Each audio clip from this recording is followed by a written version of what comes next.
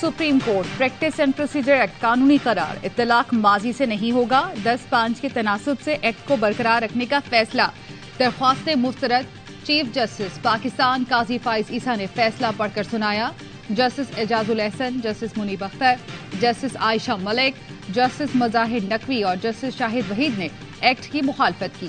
Full court का फैसला 3 हिस्सों पर मुश्तमिल। 10-5 से शुरू, 8-7 पर खत्म हुआ। माजी से तलाक की शिक 8-7 से मुस्तरद। जस्टिस काजी फाइज ईसा समेत 7 जजों ने माजी से तलाक की हिमायत की। फुल कोर्ट ने 9-6 के तनासुब से अज खुद नोटिस के केसेस पर अपील के हक की शिक को बरकरार रखा। एक्ट पर हुक्म इम्तना देने वाले 8 रुकनी बेंच में शामिल जस्टिस मोहम्मद मजहर अली और जस्टिस हसन अजहर रिजवी ने फुल कोर्ट में एक्ट की हिमायत की। आपने एक सब्सटैंटिव वेस्टेड राइट दिया हुआ है। कोई कोर्ट एक किसी का राइट है वो टेक अवे कर ले by the administrative act. Is that what you are arguing? Let me confess my mistake to constitute a full. It should have been less than the half of the number of judges of the court, so the right of appeal, if the law was sustained, would have remained. So इन मफरूजों से निकलें और conclude कीजिए आगे. Let me clarify for you, Mr. Azim, this is not a मफरूजा. तस्लीम करना चाहता हूँ, full court बनाना मेरी गलती थी। 8 रुकनी बेंच बना था तब भी अपील का यही सवाल उठना था। किसी जज ने फुल कोर्ट पर एतराज किया, न 8 रुकनी बेंच पर। Practice and procedure act case की समाअत के दौरान चीफ जस्टिस के रिमार्क्स। जस्टिस मुनीब अख्तर ने सवाल उठाया, इंतजामी सतह पर कानूनी हक खत्म नहीं किया जा सकता, जिस पर चीफ जस्टिस ने कहा मफरूजों से निकल कर बात करें। जस्टिस मुनीब ने जवाब दिया, उनका सवाल मफरूजे नहीं हकीकत पर मबनी है। जस्टिस याहिया आफरीदी ने रिमार्क्स दिए, पार्लियामान को जो मसला था ठीक करते पूरा सिस्टम क्यों ऊपर नीचे कर दिया? सुप्रीम कोर्ट टाई टैंक है, एकदम कैसे इधर उधर मोड़ा जा सकता है? गलतियां अदालत से हुई हैं तो पार्लियामान अपनी तरफ भी देखे। जस्टिस फाइज ईसा ने कहा, पार्लियामान हमारी दुश्मन नहीं, यकीनन वो भी हमें दुश्मन नहीं समझती। अटॉर्नी जनरल से कहा, एक इदारे को दूसरे इदारे से लड़ाने की कोशिश न करें। आइन पर जो हमला हुआ आप सिर्फ उस पर तवज्जो मरकूज करें।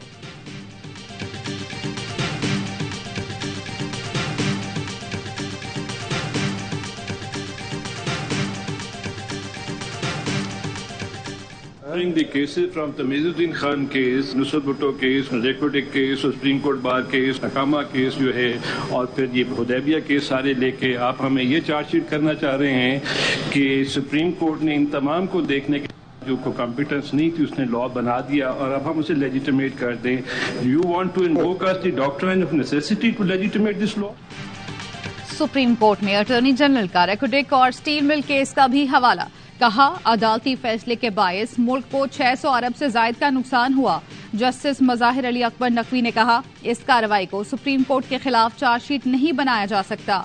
जस्टिस शाहिद वहीद ने इस्तफसार किया, क्या आप मौलवी तमीजुद्दीन से हुदैबिया तक सुप्रीम कोर्ट को चार्जशीट करना चाहते हैं? चीफ जस्टिस ने रिमार्क्स दिए, हम में तनकीद सुनने का हौसला होना चाहिए। अटॉर्नी जनरल सिर्फ हमें आईना दिखा रहे हैं, आपको चार्जशीट का लफ्ज नहीं कहना चाहिए था। जस्टिस मुनीब अख्तर ने अटॉर्नी जनरल से कहा, माजी के फैसलों का मतलब ये नहीं कि पार्लियामान को मुदाखलत का इख्तियार मिल गया। आपसे लेक्चर सुनने नहीं बैठे कि कौन सा फैसला दुरुस्त था, कौन सा नहीं।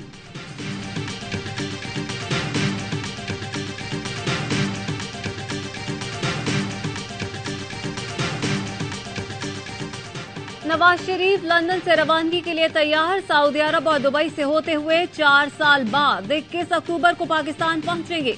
नवाज शरीफ को एवन फील्ड से कारकुनों ने रुखसत किया। Heathrow airport Pakistani high commissioner doctor Faisal airport पर रुखसत करने आए। नवाज शरीफ 2019 में जेल से इलाज का बोलकर लंदन गए थे। मरियम नवाज कहती हैं, अवाम परेशान, नौजवान, मजदूर, दिहाड़ीदार बेरोजगार, इसीलिए नवाज शरीफ वापस आ रहा है। पाकिस्तान की तरक्की यकीनी है। लाहौर में बल्दियाती नुमाइंदों और कारकुनों से गुफ्तगू। कहा, गरीबों का साथी और हमदर्द सिर्फ नवाज शरीफ है। नवाज शरीफ कौम को फिर अच्छे दिन दिखाएगा।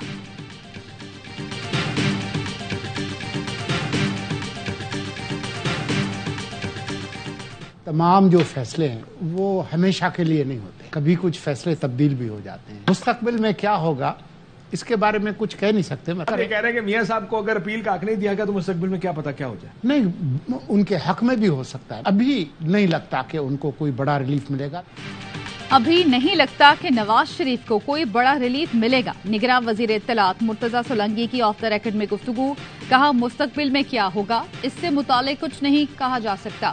तमाम फैसले हमेशा के लिए नहीं होते, तब्दील भी हो जाते हैं। बोले, नहीं मालूम चेयरमैन पीटीआई को टेक्निकल नॉकआउट किया गया या नहीं। किसी के साथ नाइंसाफी हुई तो उसे इंसाफ मिलना चाहिए। जनवरी के आखिरी हफ्ते में इलेक्शन कराएंगे। रियासत चाहे तो किसी भी मौसम में इंतखाबात हो सकते हैं।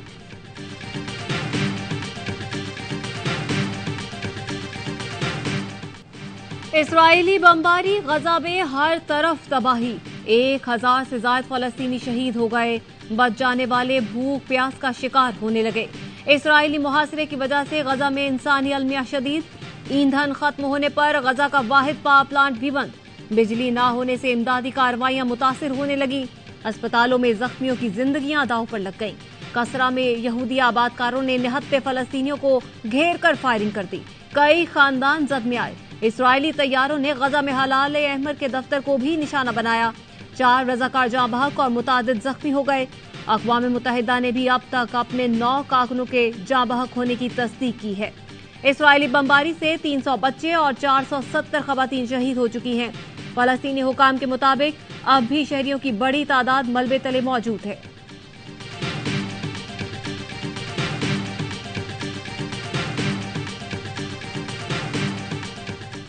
गजा पर हमलों के जवाब में हमास की कार्रवाइयां भी जारी। अस्कलान पर रॉकेट हमले थे, 2 इस्राएली हलाक।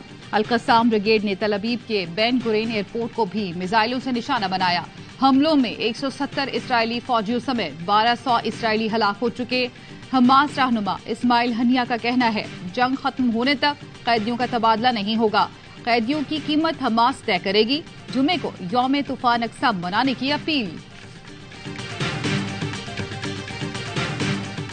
यूनी दरिंदे और इनके गासिब फोर्सेस गजा को मजीद सील कर दिया है। लेकिन by the democrat administration they announce military support to the Israeli forces during the war. इसका मतलब क्या होता है कि जी मतलब इजराइल को मजीद इनकरेज करना, हमारा बच्चों को शहीद करना। अमेरिका ने भी फलस्तीनियों के कत्लेआम में हिस्सा डाल दिया। असलहे की बड़ी खेप इसराइल पहुंचा दी। हमास के रहनुमा खालिद कदूमी की ARY न्यूज से गुफ्तगू। कहा, इसराइल ने फलस्तीन में जुल्म की इंतहा कर दी। अमरीका इसराइल की हिमायत में हथियार भेज रहा है। गजा वाले इंसानी अलमिये से गुजर रहे हैं। आलमी बरादरी नोटिस ले। तुर्की की इसराइल के करीब अमरीकी तैयारा बरदार बहरी जहाज की तैनाती की मजम्मत।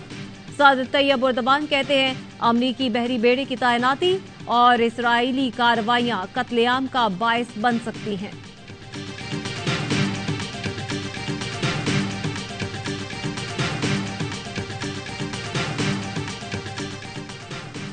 इसराइल की जानिब से बिजली और खुराक की बंदिश आलमी कवानीन की खिलाफ वर्जी है। कोऑर्डिनेटर यूरोपीय यूनियन खारिजा पॉलिसी कहते हैं, गजा में आबादी को पानी, खुराक और बिजली की सप्लाई बंद न की जाए। मुत्तहिदा अरब अमारात का फलस्तीनियों के लिए $2 करोड़ इमदाद भेजने का ऐलान। सऊदी अरब का फलस्तीनी अवाम के हुकूक और क़याम अमन के लिए मुकम्मल हिमायत का ऐलान।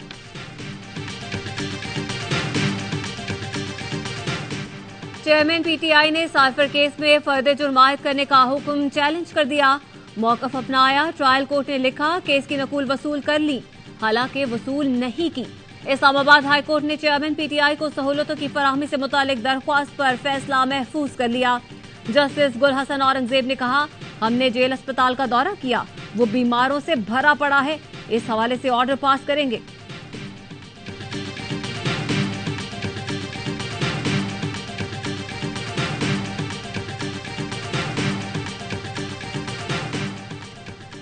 फारूक हबीब को पंजाब पुलिस ने गिरफ्तार नहीं किया। पुलिस ने लाहौर हाई कोर्ट में रिपोर्ट जमा करा दी। वकील अबूजर सलमान न्यासी की इस्तदा पर अदालत ने IG पंजाब को 16 अक्टूबर को दोबारा रिपोर्ट पेश करने की हिदायत कर दी। जिना हाउस हमला केस में लाहौर हाई कोर्ट ने खदीजा शाह की 2 मुकदमात में जमानत की दरख्वास्तों पर फैसला महफूज कर लिया। रुबीना और कासिम की जमानतें मंजूर। मज़ार कायद गवर्नर के प्रोग्राम एमेजीना रोड से मेरी बच्ची लापता हुई है शाम 7 बजे से। वो कहते उधर नहीं है, वो कहते उधर नहीं है, कहीं से हमें पता नहीं चल रहा।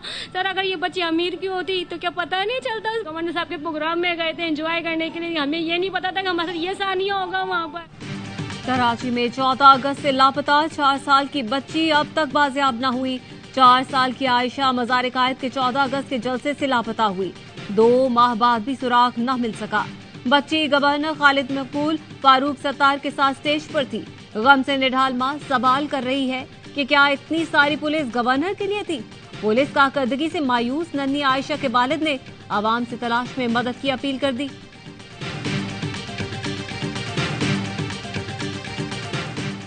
सरकारी जमीनों पर कब्जा नहीं होने दिया जाएगा।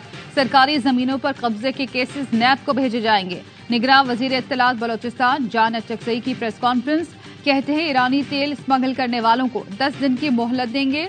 सिंध और पंजाब के बॉर्डर पर सिक्योरिटी सख्त की जाएगी। बलोचिस्तान के तमाम मदारिस की जियो टैगिंग की जाएगी।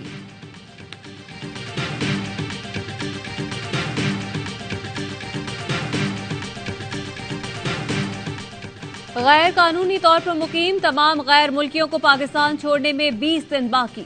31 अक्टूबर तक पाकिस्तान नहीं छोड़ा तो कानून नाफिज करने वाले इदारे गिरफ्तारी और मुल्क बदरी को यकीनी बनाएंगे। वजारत रियासती और सरहदी उमूर के नोटिफिकेशन के मुताबिक पाकिस्तान में रजिस्टर्ड अफगान मुहाजिरीन को आर्जी कयाम की इजाजत है। मुहाजिरीन रजाकाराना तौर पर अपने मुल्क वापस जा सकते हैं। रजिस्टर्ड अफगान मुहाजिरीन के खिलाफ कोई कार्रवाई नहीं की जाएगी।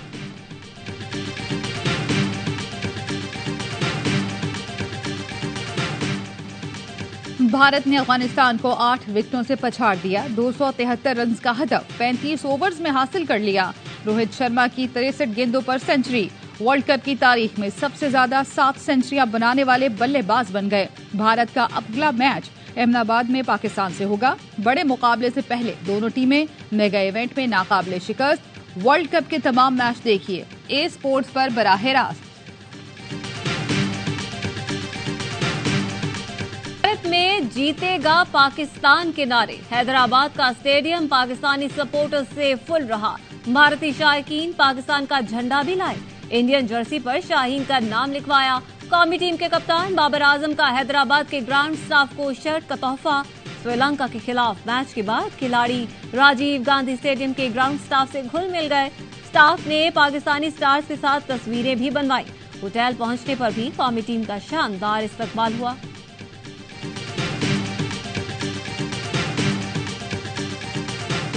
सईद अनवर भाई को फोन किया था जब भी ऐसे बड़े प्लेयर हो पाकिस्तान में मौजूद है। सईद भाई की जो एडवाइस थी मेरे लिए इंपॉर्टेंट इसलिए आज से थी, मेरा माइंड जो था वो बिल्कुल पीछे से और इन एनवायरमेंट से निकाल दिया था। मेरा और ऋषि भाई का यही प्लान था, डीप लेके जाएंगे पार्टनरशिप को ताकि आने वाले बैट्समैन उनके लिए आसानी और अपॉर्चुनिटी का वेट करूं, जब वो आए उसको अवेल करूं। सईद अनवर के मशवरों से बैटिंग में निखार आया। रिजवान ने श्रीलंका के खिलाफ कामयाब बल्लेबाजी का राज बता दिया। कहा साबिक ओपनर सईद अनवर ने मशवरा दिया था कि भारतीय विकेटों के बारे में सोचना छोड़ो, अपने प्लान के मुताबिक खेलो, कामयाबी मिलेगी। विकेट पर आया तो अब्दुल्ला को कहा था स्कोर बोर्ड ना देखो, अपना गेम खेलो। अब्दुल्ला शफीक ने कहा तमाम टीम की सपोर्ट थी इसलिए कामयाबी हुई। काफी अरसे से मौका मिलने का इंतजार कर रहा था। विकेटें गिरने से प्रेशर आ गया था। रिजवान ने प्लान किया कि पार्टनरशिप लगानी है। कौमी टीम भारत के खिलाफ भी बेखौफ होकर मैदान में उतरे। Chairman PCB management committee Zaka Ashraf का मशवरा। खिलाड़ियों का हौसला बढ़ाने कल भारत रवाना होंगे। अहमदाबाद में पाक भारत टाकरा देखेंगे। कहते हैं एशिज की तरह तर्ज पर पाक भारत सीरीज पर जोर दूंगा। जैनब अब्बास का मामला भी उठाया जाएगा। मोहम्मद रिजवान ने श्रीलंका के खिलाफ अपनी शानदार इनिंग्स मजलूम फलस्तीनियों के नाम कर दी। ट्वीट में लिखा जीत का क्रेडिट पूरी टीम, खास तौर पर अब्दुल्ला शफीक और हसन अली को जाता है। कौमी विकेटकीपर ने हैदराबाद में मिलने वाली सपोर्ट और मेहमान नवाजी पर मुसरत का भी इजहार किया। गजा पर इसराइल की वहशियाना बमबारी के खिलाफ मुख्तलिफ मुल्कों में एहतजाज। इटली, चिली, ब्राजील, यमन, तुर्की, कुवैत, बहरीन, उर्दन में फलस्तीनियों से यकजहती के लिए रैलियां। मुजाहिरीन का इसराइली जारियत रोकने का मुतालबा। ज़हूनी जारियत के खिलाफ हजारों अफराद का अक़वाम मुत्तहिदा की इमारत के बाहर एहतजाज। फलस्तीन की आज़ादी के नारे लगाए। फ्रांस में पुलिस ने फलस्तीनियों के हक में रैली पर धावा बोल दिया। न्यूयॉर्क में फलस्तीन और इसराइल के लिए एहतजाज करने वाले आमने सामने आ गए।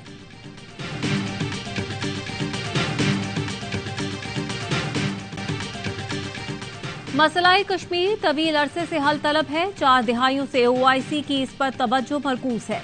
इस्लामी ताउन तंजीम के नुमाइंदा खुसूसी की सेक्रेटरी खारजा के हमरा मीडिया ब्रीफिंग। कहा, दौरा पाकिस्तान का मकसद मसला कश्मीर से मुतालिक मुकम्मल आगही हासिल करना था। सेक्रेटरी खारजा बोले, मकबूजा कश्मीर पर भारत गैर कानूनी तौर पर काबिज है। कश्मीरियों को सलामती कौंसिल की करारदादों के मुताबिक हक खुद इरादियत मिलना चाहिए।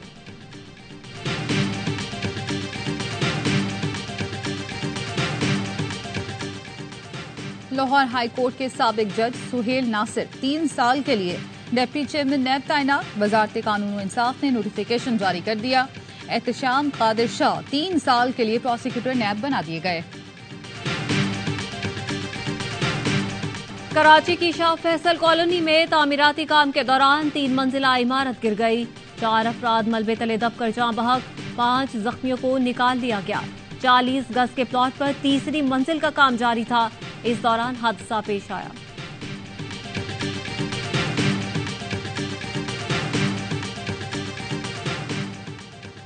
ऐवान सदर में कतर की मुसल्लह अफवाज के चीफ ऑफ स्टाफ को एजाज देने की तकरीब।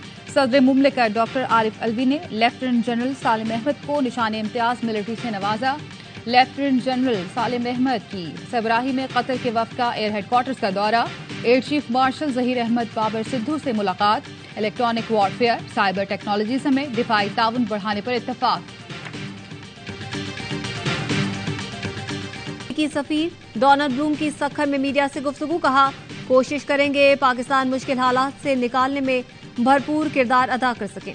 IMF प्रोग्राम के तहत हुकूमती इकदाम की भरपूर हिमायत करते हैं। अमरीकी सफीर डोनाल्ड ब्लूम ने जैकबाबाद में गवर्नमेंट हाई स्कूल का इफ्तिताह भी किया। सिंध में फरोग तालीम के लिए अमरीका का तोहफा। USAID एजुकेशन प्रोग्राम के तहत स्कूलों की सेंचुरी। जदीद खतूत पर तामीर स्कूल में जदीद कंप्यूटर फराहम किए गए हैं।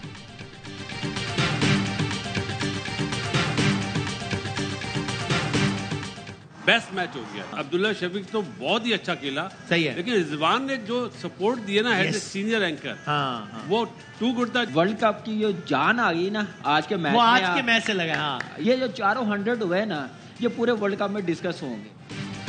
पाक श्रीलंका मैच से वर्ल्ड कप में जान आई। बॉलिंग कमजोर थी, बड़ी टीम होती तो 400 रन बन जाते। कामरान अकमल की प्रोग्राम हर लम्हा पुरजोश में गुफ्तगू। बासित अली ने कहा, अब्दुल्ला शफीक ने प्रेशर सिचुएशन में बेहतरीन खेला। रिजवान ने अच्छी तरह साथ निभाया। साबिक टेस्ट क्रिकेटर अजहर अली भी पैनल का हिस्सा बन गए। शाहिद हाशमी और शुएब जट के क्रिकेट पर माहिराना तज्जिए। हर लम्हा पुरजोश में आज अदाकार अली सिकंदर बनेंगे मेहमान। आदि और मुस्तफा चौधरी मुस्कुराहटें बिखेरेंगे।